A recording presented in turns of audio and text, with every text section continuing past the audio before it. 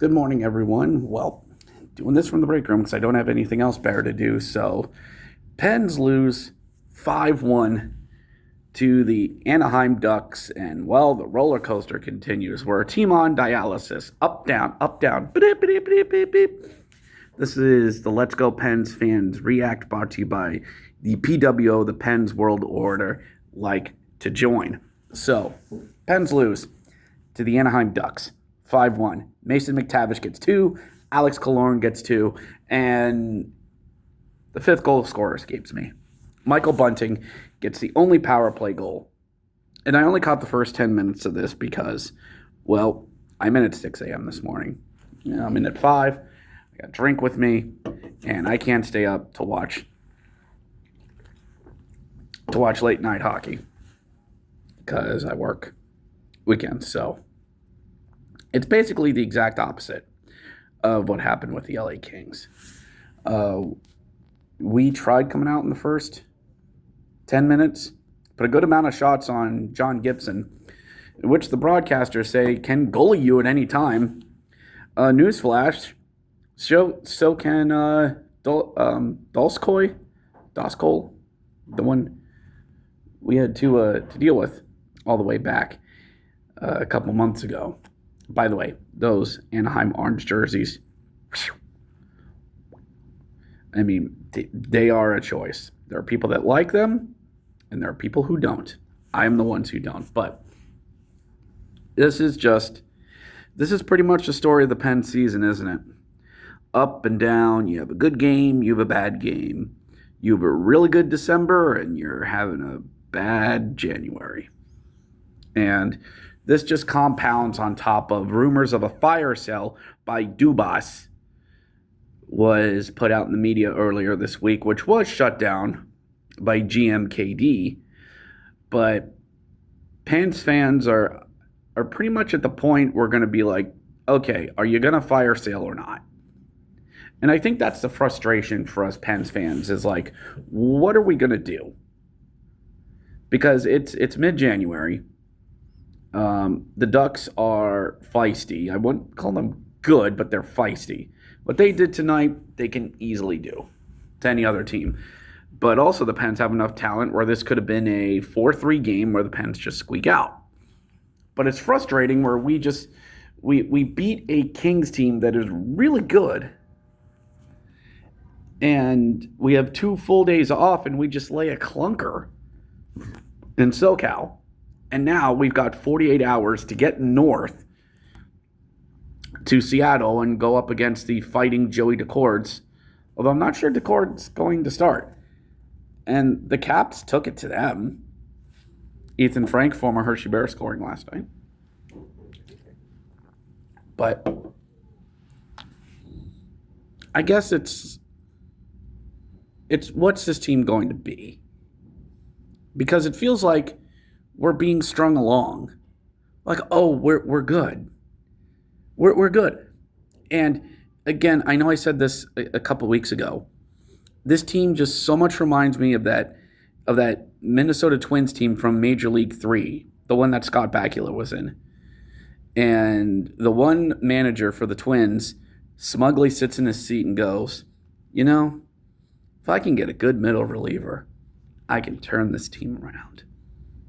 And it seems like a lot of Pens fans out there and say, if we can just get a good head coach and a good middle six forward, we can turn this team around. No, there's more to it than that. And I know it starts with Sully. People still want Sully fired. It's not going to happen. Not before the Four Nations thing, which to that I don't understand. Why can't he be fired and still coach them? Oh, right, because he likes Sid. Or some people have said Dubas sees him as an asset. But when is this team going to bleep or get off the pot? Because this is just going to keep happening with the team that we have. I mean, Graves was scratched last night. Sure. I think Ned was in net last night. I don't think he played terrible. It's just more the team that's in front of him. We can have a good goalie now. I mean, more consistent goalie. goaltending. Now it's time to look at the other 18 skaters that are in front of them. And the thing is, nobody in the Pens management wants to have that conversation. At least the ones that really matter. Like, because we heard this week, oh, well, the Pens, they want to break up the core four. Excuse you? Core four? Because now Erik Karlsson is part of the core four? Excuse you? No. Erik Karlsson is not of the core four. No. There are plenty of other Pens in the past that fans would consider part of the core four before they would accept Karlsson. And yeah, people want Karlsson off the books. And he's got no movement unless he authorizes it. How do you think he got here? And you just don't know. You don't know. It just doesn't seem like things are going to change.